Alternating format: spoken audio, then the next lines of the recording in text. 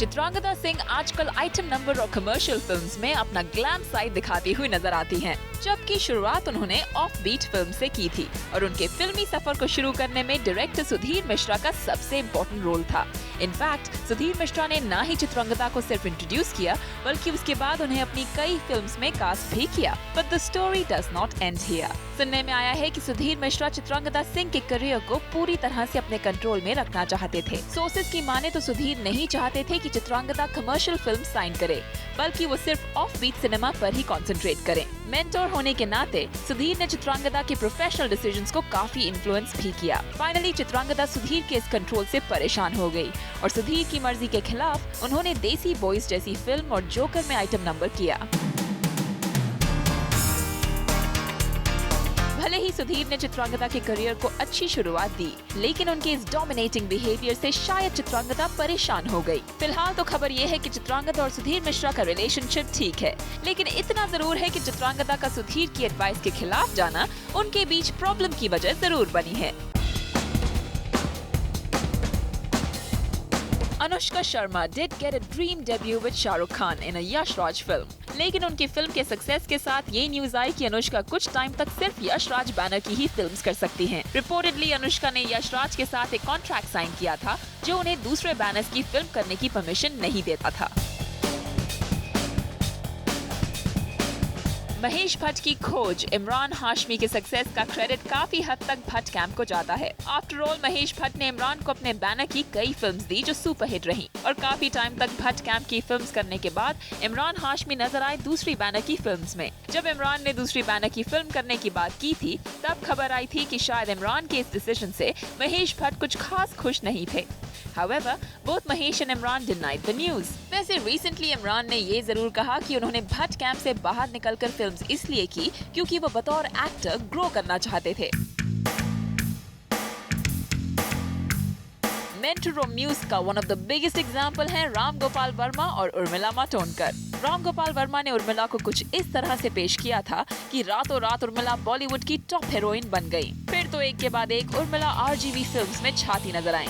कहा जाता है कि उस वक्त उर्मिला के करियर को राम गोपाल वर्मा पूरी तरह से अंडर कंट्रोल रखते थे और शायद इस वजह से उर्मिला किसी और प्रोड्यूसर की फिल्म नहीं कर पाती थी। अब ये बात कितनी सच है ये कहना तो मुश्किल है, लेकिन इतना तो सबको याद है कि उस टाइम रामू की फिल्म्स के अलावा मिस मातोंडकर किसी और की फिल्म में शायद ही नजर आती थी और कहीं न कहीं एक ही बैनर से चिपके रहना उर्मिला के करियर के लिए अच्छा साबित नहीं हुआ।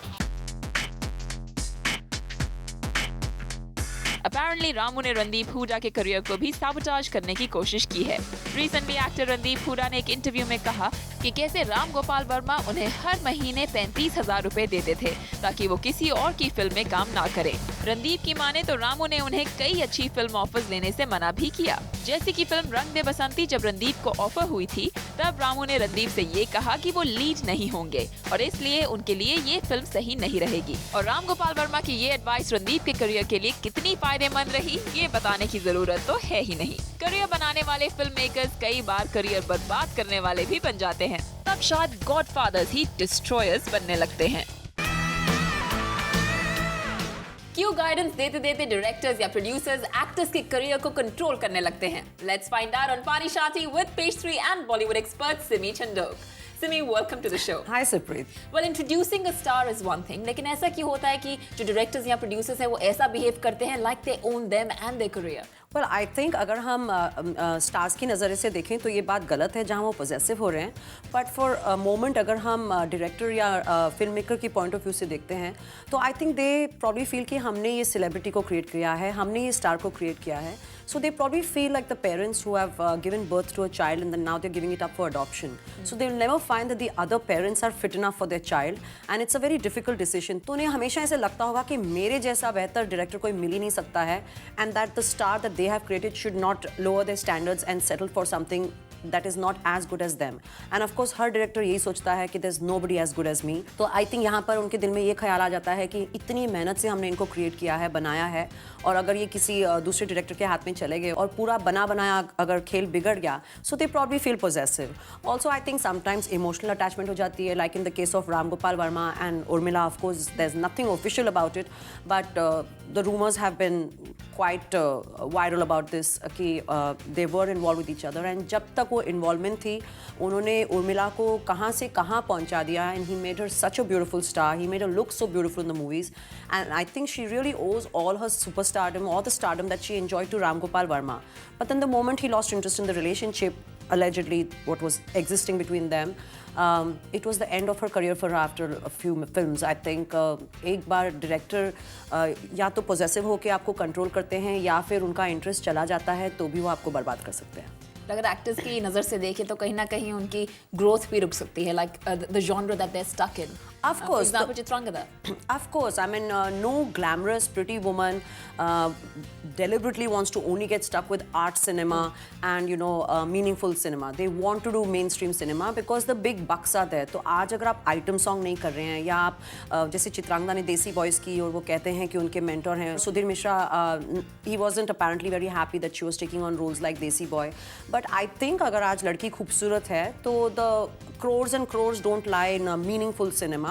अगर ऑस्कर आ भी जाता है वहाँ से तो पैसा तो नहीं आने वाला उतना, and from here if they get into commercial cinema they get endorsements, they get movies which is not coming from art film. कभी कभी तो कॉन्ट्रैक्चुअल ऑब्लिगेशंस भी होती हैं, like in the case of Anushka Sharma जिन्होंने वायरफ के साथ इंट्रोड्यूस किया अपने आप. आई frankly don't find anything wrong in that. अगर आज एक बड़ा प्रोडक्शन हाउस एक प्रोटेजी को क्रिएट कर रहा है and turning them into a star, they have the right to bound them by contract for 2 or 3 years. It's like अगर पिक्चर हिट हो गई तो हम रिस्क ले रहे हैं, we are taking a brand new person and okay you are willingly signing it. कहीं यशराज ने उनसे ज़बरदस्ती तो साइन नहीं करवाया, तो later the star probably gets tempted कि मैं बाहर की फिल्म्स करूँ और दूसरे stars हैं मेरे पास, and that period of waiting does become difficult for them. But I think they have to honor their commitment and stick by the clause where they have willingly signed कि हम बाहर movies नहीं करेंगे. So when you look at it from a production house point of view, I think they are being fair. I mean अगर हम आज कहीं पे जॉब भी करते हैं तो हमें एक notice period देना पड़ता है, right? And while we are doing that job, we cannot go and work for rival companies. So I think likewise in Bollywood, it's fair if you're willing to sign the agreement and stick by it. And one person who's experimented well with it is Imran Hashmi, जिन्होंने Bhatt camp से अलग कुछ करने की कोशिश की. Yes, I think, and to be honest, Mahesh Bhatt did a brilliant job with Imran Hashmi. And अब जब वो step out हुए हैं इतने सालों के बाद, again he's a good success.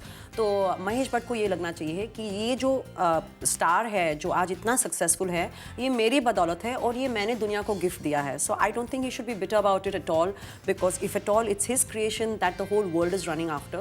So kudos to Mahesh Bhatt कि उन्होंने ऐसा एक एक्टर क्रिएट किया है इमरान हाशमी जिन्हें शायद कोई डिस्कवर ना करता, नोटिस ना करता, and today that's Mahesh Bhatt's gift to Bollywood and to Imran Hashmi, of course, his protege. So I think Mahesh Bhatt को बहुत खुशी होनी चाहिए कि वो इस लेवल पर पहुंच गए हैं.